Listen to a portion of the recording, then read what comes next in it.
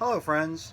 I hope that last video on the national debt, along with the other videos prior to that on Chapter 30, Fiscal Policy, was enough to get you through whatever kind of assessment Mr. Spinola decides to give you on that chapter. I hope you understood it. I would say that the national debt is a really interesting topic. There's a lot more that we could say if we only had a classroom and a chalkboard.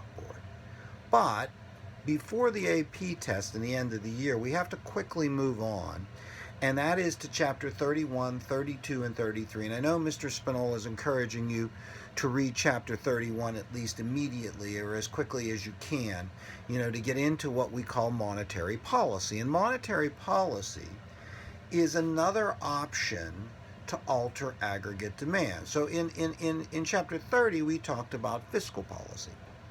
And we said that fiscal policy was, government altering the level of taxation and spending in order to alter aggregate demand. Now, in 31, 32, and 33, we are going to talk about monetary policy. With monetary policy, government sort of is going to alter the size of the money supply in order to alter aggregate demand. So rather than using taxation and spending, government in this case, sort of government, is going to use the money supply to try to accomplish the same thing. What I mean by that is if demand is too low, government is going to try to alter the money supply to raise it. If demand is too high, government is going to try to alter the money supply to lower it. So ultimately, monetary policy is altering the money supply. And altering the money supply only really has three options. You can reduce the size of the money supply, you can increase it, or keep it the same. And so that ultimately monetary policy is simple, right? Increase, decrease, keep it the same. Now, it's simple on the surface, but the dynamics of it is a little bit more complicated, and that's what we want to get into, starting with the basic component of monetary policy, which in fact is money.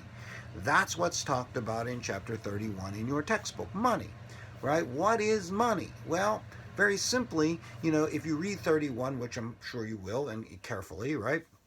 You'll find out that money is anything that fills three roles. Anything that is a medium of exchange, anything that is a store of value, anything that is a unit of account is money. Now, there's lots of things that we could say about, boy, there's so many interesting things we could talk about in terms of that. I would want to say one thing. You're going to read about that. Those three characteristics, anything that fills in is money, right? Medium of exchange, store of value, unit of account. But I would like to make one point. While money is a store of value, it's not the only store of value. You could store value in lots of places, right? I mean, if I had $100,000 and I took it and bought $100,000 worth of stock, I'm storing that $100,000 value in equity, right? In equities, in ownership of companies, in stock, right? Now I could take it and cash it in and store it in currency, or in demand deposits. I can store value in lots of different places, but money has to be one of them, right? So money has to be a store of value. It has to be a unit of account, and it has to be a medium of exchange. And anything that fills those three roles is money. And anything, many things have been money. There's famous examples of like cigarettes in World War II. Prison camps emerging as money. Lots of things are money or have been money in human history. But what we want to focus on is what is money in America today. And the money supply in America today is made up of two things. These are things that are discussed in chapter 31 in your textbook. Currency in circulation, which is talked about. Currency is all the paper money and all the coins that are in circulation, right? That's one part of the money supply. All the currency, all the paper money, and all the coins in circulation, not in bank vaults. That's important to mention. Currency in bank vaults is not counted as part of the money supply. Just the currency in circulation and all the values in demand deposit accounts or checkable accounts. So if I have $100 in my pocket, it's part of the money supply. If I have $100 in a checking account, it's part of the money supply, right? But if I take $100 out of my pocket and deposit it in the money supply, then the currency in circulation has gone down by 100, but checkable deposits have gone up. Now you can read about that. And the key for the money supply is something we call liquidity. And liquidity is the closeness something is to being a medium of exchange.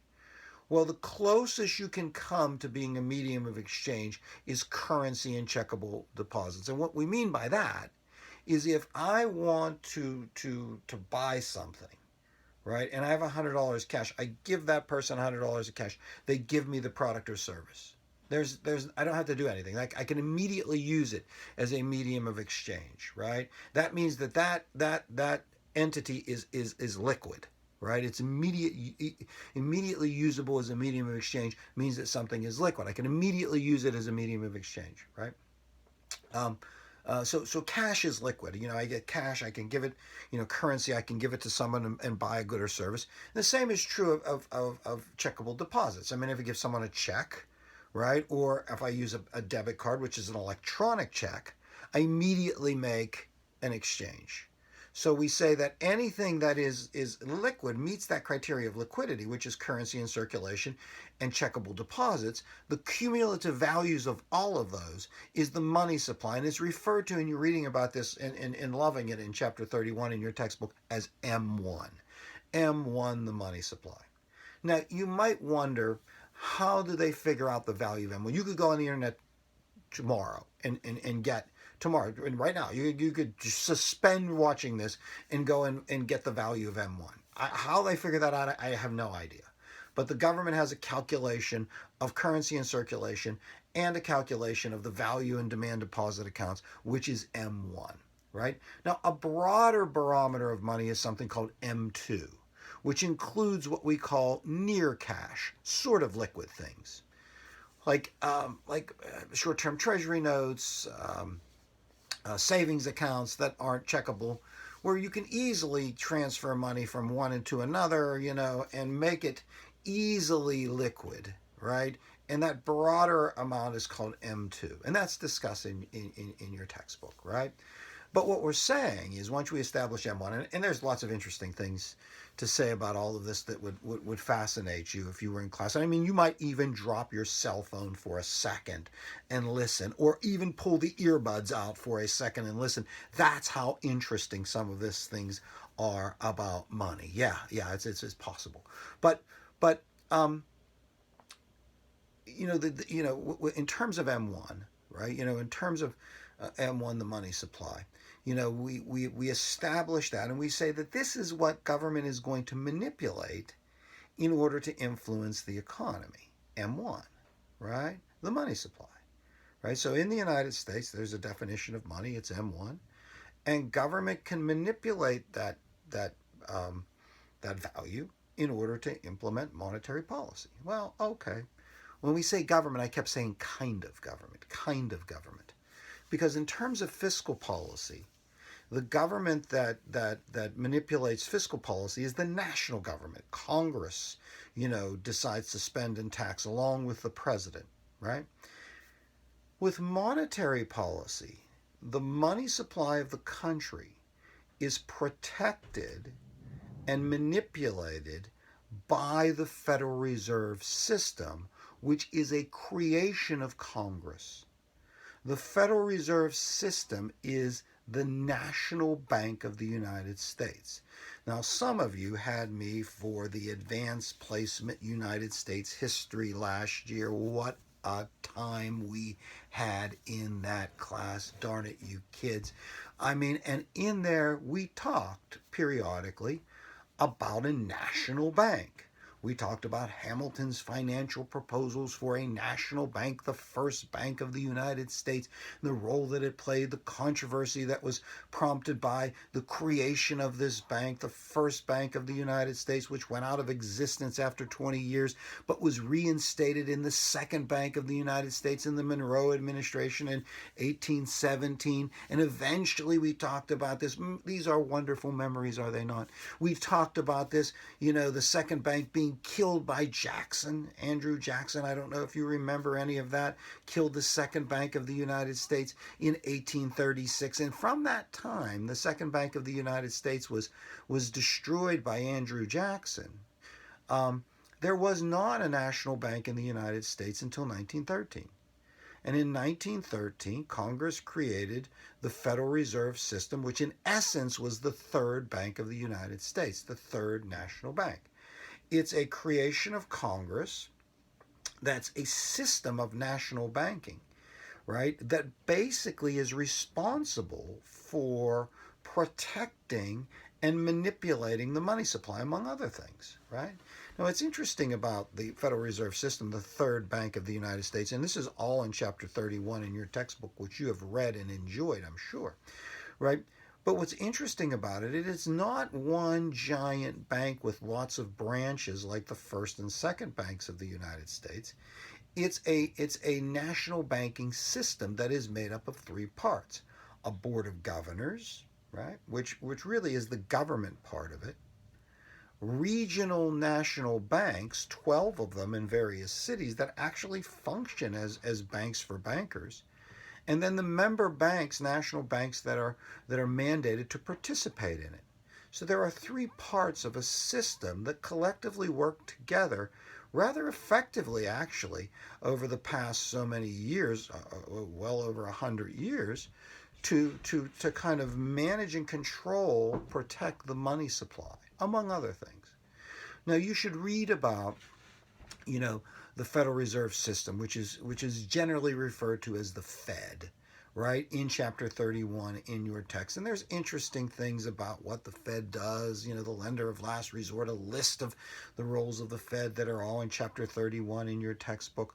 But the most important thing that the Fed does for our purposes is the Fed is the one that implements monetary policy. They are the ones that either increase or reduce the money supply depending upon economic circumstances in order to alter aggregate demand to bring the economy to a stable priced full employment GDP. Right? So if there is inflation, the Fed can do things to manipulate the money supply, to reduce the money supply, to reduce aggregate demand, or increase the money supply to increase aggregate demand. Right? So it is the Fed that does this, and it's all discussed in Chapter 31 in your textbook. Now, that was an overview of 31, but now the question we really want to get into and touch on for a moment before this video ends is, how does the Fed do that? How do they manipulate the money supply? Well, what they don't do is have like guys in the basement of the Fed banks churning, $20 bills out and tell them to either slow up or speed up. But that's not what they do. What the Fed does, the way they control the money supply, is they control it by controlling the ability of banks to create money. That's right. Banks create money. Banks create money. Now you might say, oh, kind instructor, how do they do that? How do banks create money? Boy, do I wish I had a chalkboard. But the way that banks create money, we're going to talk about it. It's somewhat complex. But as an overview of it, if you look in Chapter 32 in your textbook, it introduces the banks and banking and money creation by talking about something called gold warehouses. Where did banks come from? Well, it's interesting. Money in banking is organic. What I mean by that is no one woke up one morning and said, we need a money supply. Let's come up with something. No, it just kind of evolves, right? Ultimately, as society specializes, then bartering between people in society becomes more difficult. And as a result of that, what people do is they look for ways to eliminate, the coincidence of wants. If I have eggs and you want bacon, then we can only trade if you want bacon and I have eggs. So eventually, what societies do is come up with some kind of medium of exchange to eliminate the coincidence of wants, right, which is necessary. So money just emerges, right? And same was true with banking.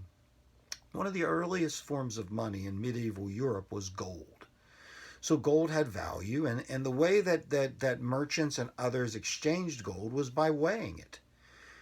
So I would weigh the gold and I would give it to you and you would give me a gooder service, and then that person would take the gold and give it to somebody else and they would have to weigh. And this became kind of inconvenient.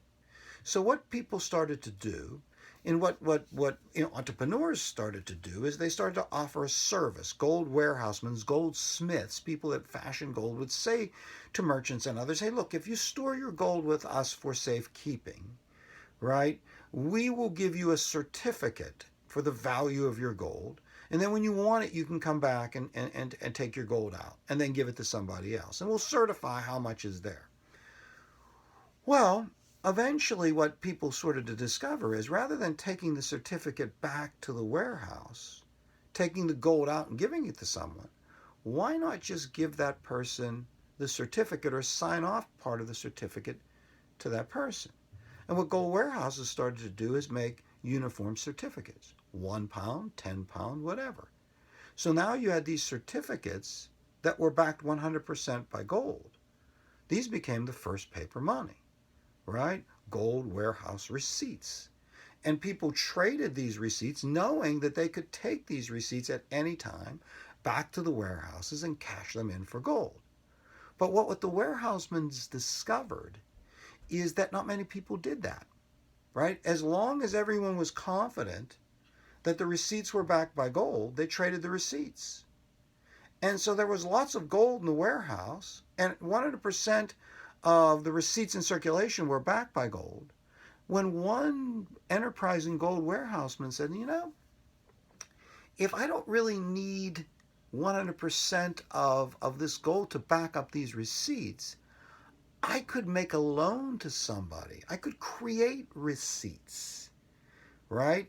And loan them to somebody at interest, and then they could pay me back, and I could kind of bank on the fact that I only need a fraction, that's keyword, a fraction of the gold to support, on a fraction of that gold on reserve to support the notes that are out there circulating.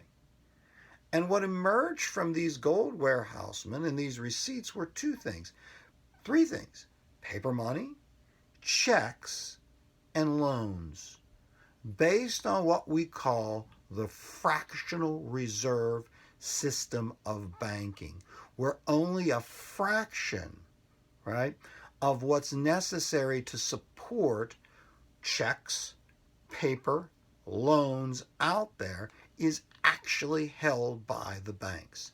The fractional reserve system of banking. More on that in the next video.